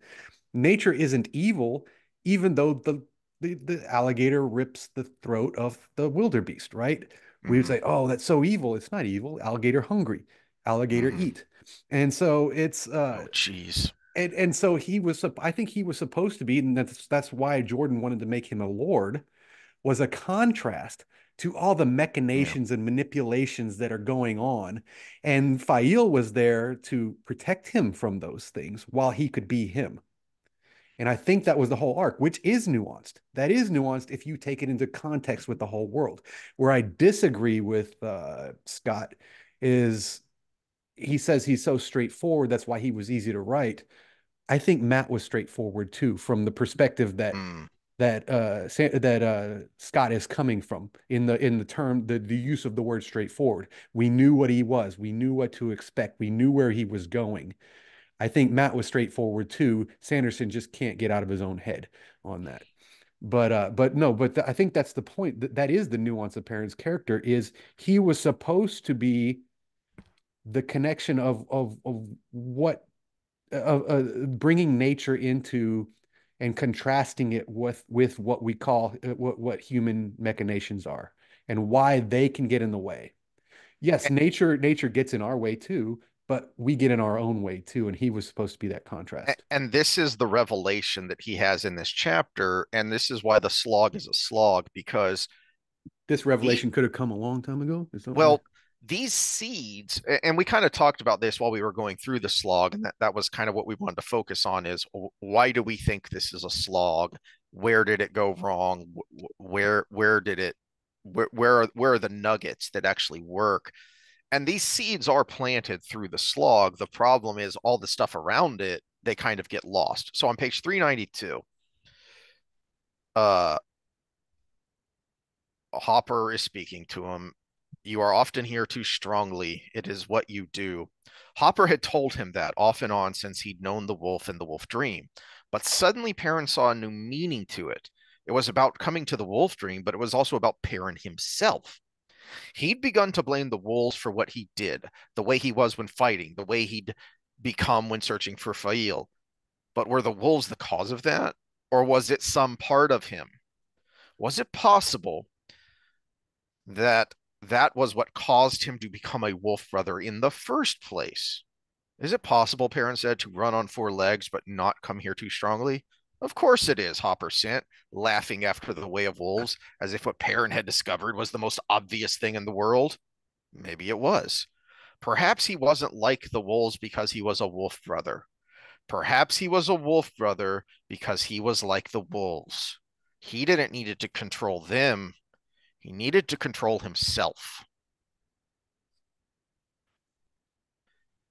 And then, unless you have any thoughts on when he there's a little action scene where he fights Slayer here, and Yeah, that and that basically he teaches just his reverts back to what he away from the revelation he just had. But yeah, because he gets so he's already has this vendetta against Slayer, and now Slayer just killed another wolf in the wolf dream, so he's furious and he goes charging in, and Hopper is telling him, "Stop that! You're doing what I just told you not to do."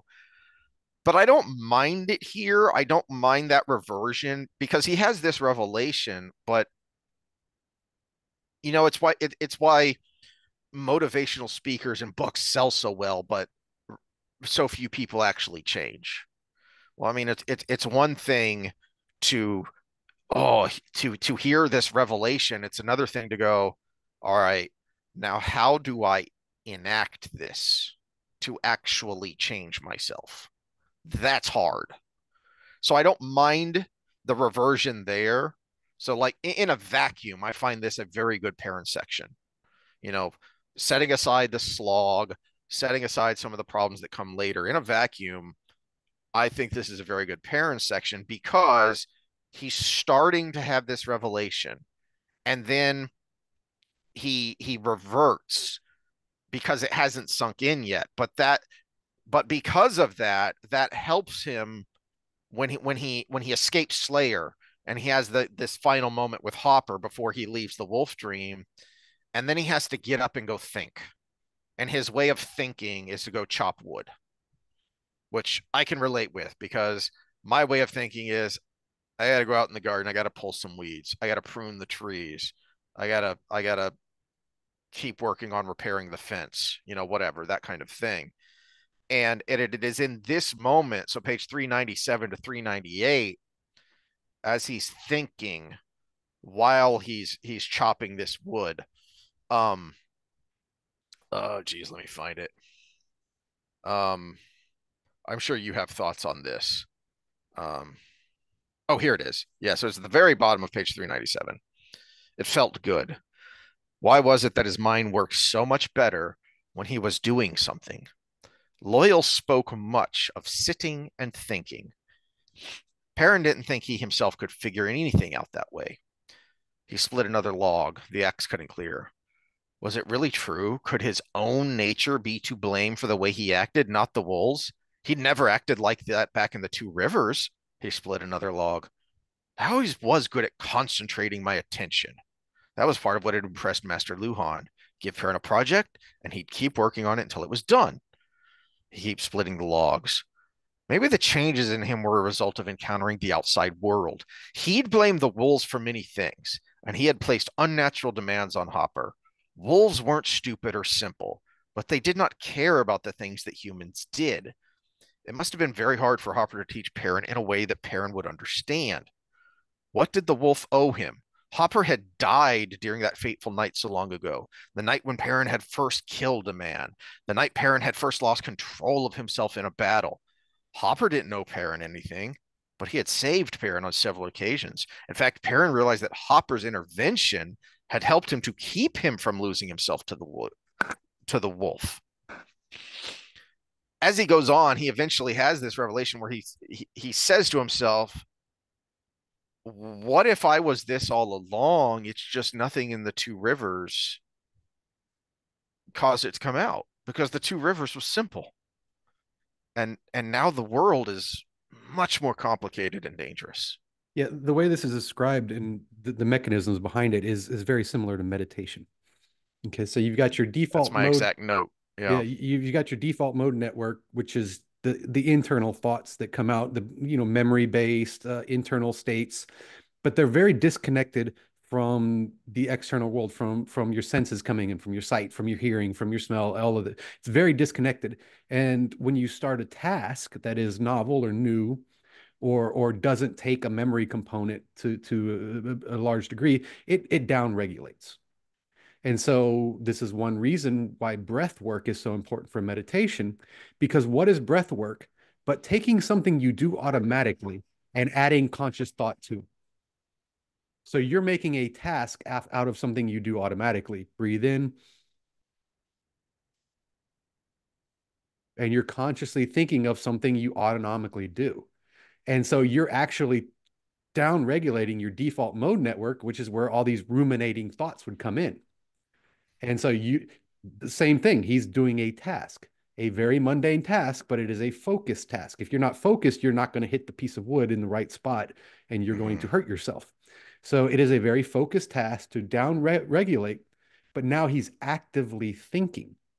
That's a good point because Actively thinking and ruminating are two different things. there's actually a moment where he doesn't hit the log square and it Mm, deflects and he mm. just takes a breath, he resets it, and then he hits it square and splits it. Yeah, experienced meditators down are actually permanent, well, not permanently, but when even when they're not actively meditating, have down regulated their default mode network. And there's a big difference between purposeful thought and intrusive thoughts. So basically, this thinking while he's doing a meditative practice allows him to think without intrusive thoughts coming in and So basically shooting himself in the foot with his thought I process. wasn't planning on talking about this, but disclaimer: we are not doctors. Talk to your doctor about this. Do your own research. But for me, Uh, I am on a new treatment that is specifically for if you have had problems with standard antidepressive treatments. And it is, I'm not going to say the brand name of it, but it is a derivative of a psychedelic. Okay. And the whole point is, and I'd first heard about this from Jordan Peters talking about it and talking about how that this is interesting because the research on this is indicating that perhaps this is rewiring your brain. Everything And we do rewires your brain. exactly. Rather than just suppressing or, manipulating the chemicals the way traditional stuff does, which we talked about several weeks ago. And then I had this thought of the last several weeks, the treatment wasn't working as well as it used to, as well as it did when I was first started. And then I got to thinking about, well, what have I been doing because you have to go in, I have to sit in my doctor's office for 2 hours because it is a psychedelic, and yeah, they got to make sure I don't have a negative reaction to it, and I have to have someone drive me because I'm kind of drugged up. Um, well, what have I been doing? Well, the last several weeks, in order to get caught up on things, in order to get prepared for our Wednesday episodes, I've been listening to political podcasts. Those tend to make me angry. All right. So that's like we've talked about this with our fitness stuff too, is if you only ever work out when you're in a bad mood, you're always going to be in a bad mood when you work out. You don't want to associate that activity. It's basic Pavlovian stuff that you learn about in, when did I think we talked about Pavlov in high school biology is where I think I first learned about that. It's a very basic Classical psychology. conditioning. Yeah. Yeah. Well, Classical being the term for the most basic of basic. Yeah. yeah. So classical conditioning. I'm doing a treatment that's rewiring my brain, and while I'm doing it, I'm rewiring it to be pissed off, to be angry and frustrated. You know, Stop that. What is my biggest one of my biggest problem mentally has always been my inability to be still, and not in an ADHD way.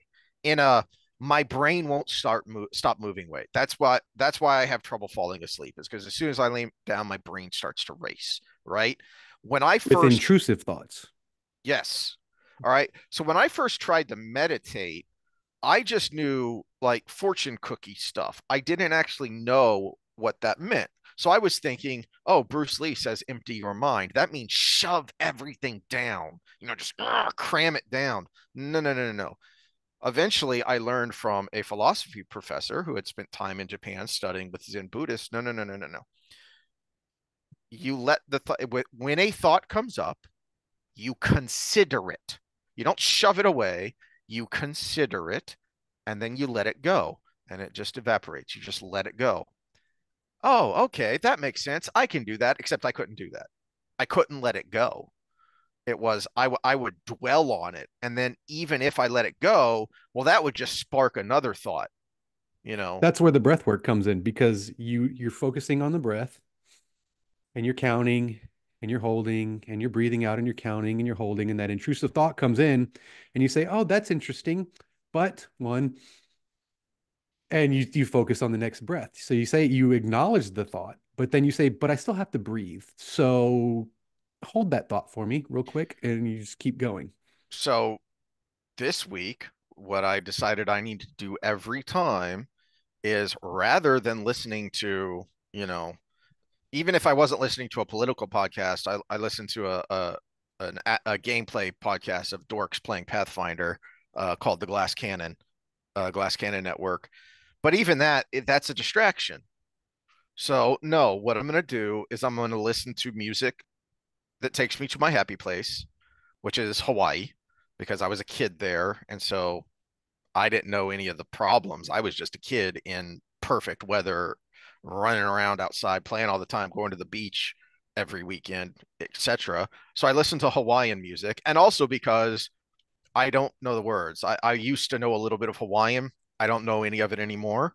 So it's not a distraction because there's no lyrics in my head, right? And then I focus on my breathing. And with that drug helping the mind relax.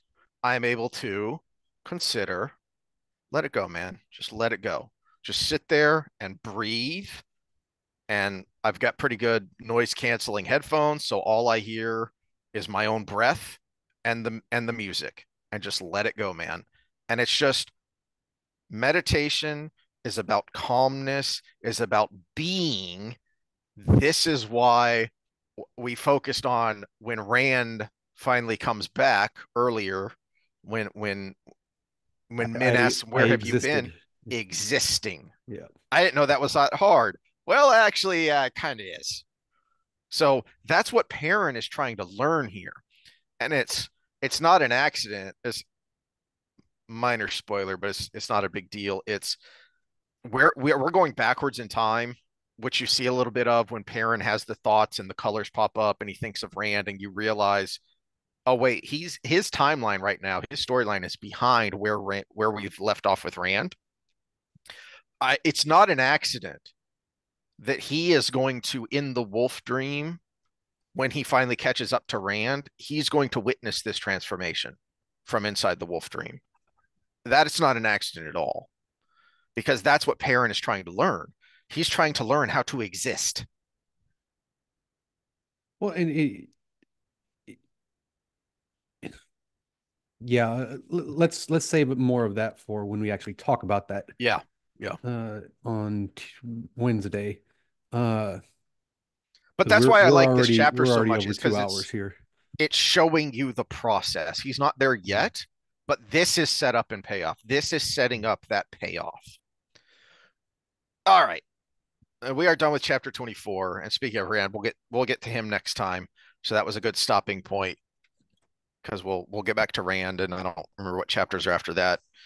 The next time. Were there any more comments? I'd completely forgotten to look. There was one more, and it was you must have made a comment about the Eastern Front or Western Front in World War II, which is in the East. The Navy screwed the pooch at Tarawa. They got the tides Yes. wrong, didn't prep the Yes. area well. Yeah, so that's more in your wheelhouse. I just gave to appeal to expert on that one. So I don't even remember how that came up. So someone I'm gonna have to remind me of oh, because I brought up FDR and the footage that he understood. Um yeah, the I don't even remember what the context was in the book anymore of him understanding, no, no, no, we're not going to censor this footage. We're going to show it. We're going to turn this into a documentary, and we're going to put it out there in theaters, because people need to know what's coming, because this is just the start, mhm. right? And it was that they they rushed it, and there were people at the time saying, this isn't going to work. You don't understand. The tide's not going to be right, and you're not going to be able to get over the reef. And that is the main reason there were so many casualties, is because if you've seen the Pacific, you've seen the Amtraks, which are amphibious tractors, Hmm. and these are the ones that kind of look like World War I tanks but open topped. Um, and they would go into the water, and there was enough open space that they had buoyancy, and the tracks were their propellers. The tracks would pull them along in the water, and then if they hit a reef, they'd just go right over it. And then when they got to the beach, they'd just run right up on top of it. Well, they didn't have enough of those yet at that point in the war. So the other boats they had were what you see in Saving Private Ryan, the Higgins boats, which drive up onto the beach. They're a flat bottom boat that go onto the beach. The ramp lowers. They raise the ramp. They back up. They go get the next wave. Well, they couldn't get over the reef. They got hung up. And so the Marines in those boats had to get out and wade through chest deep water that I want to say was like 100 yards out to the beach. And the whole time they're just under machine gun fire. Yeah, it was a nasty business. If you think this was said in relation to Iwo Jima, but you could apply it to a lot of battles in World War II. I don't remember who it was who said, I think it may have been a war correspondent, uncommon valor was a common virtue. And that's actually, set up for what we're going to see. Some of the better parts of the last battle is when you see that. Um, that was an element of that battle in front of Meridon was uncommon valor was a common virtue, and you see that with Iteralde of I just broke my leg. Screw it, I'm dying on my feet. Hmm. Yeah, yeah, that was a good scene. Let's see. I think this might be our meme this week. You tell me if you want to do something with Perrin instead or whatever, but I've been saving this one.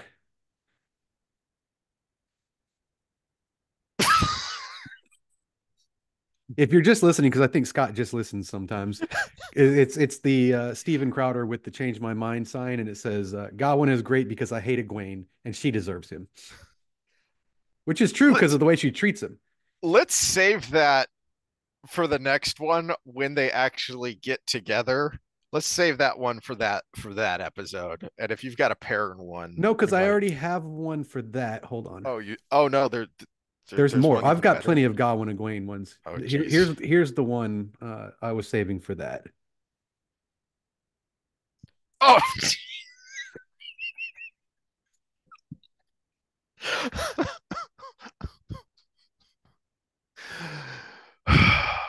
I'll look for a good Matter Perrin one, but if I can't find a good one that Okay. fits Hey, there's nothing wrong with roasting Gawyn, a couple multiple weeks in a times, row. Yeah, yeah, or yeah, yeah, because when our I don't know complaints when we get about to the that. Matt chapter was more about the writing, not Matt himself. Yeah, yeah. And this was actually one of the better Perrin sections Hmm. of the new book of the Yeah, that's a good Sanderson point. It wouldn't be version. fair to roast Perrin when we he was actually decently done here. Yeah, Yeah. because this is the revel again. This is he has moments of revelation where like, yes, that's it. Yeah. And then the follow-up happens and we get mad with the follow-up. That's the thing.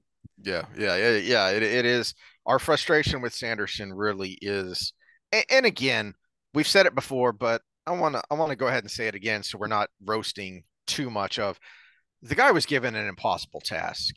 And it's doubtful that anyone else could have done any better. I disagree, and here's why. I think they should have put into consideration with the other authors age. Mm, Because a lot of Sanderson's mm. stuff that makes these not nearly what the others were he was a different generation. If you're if you're trying to finish it with integrity, age should have been in consideration. If you were trying to draw a different generation into the audience, maybe this was the right move. But the problem is that generation has to get through 10 books to get to this. That's a good point.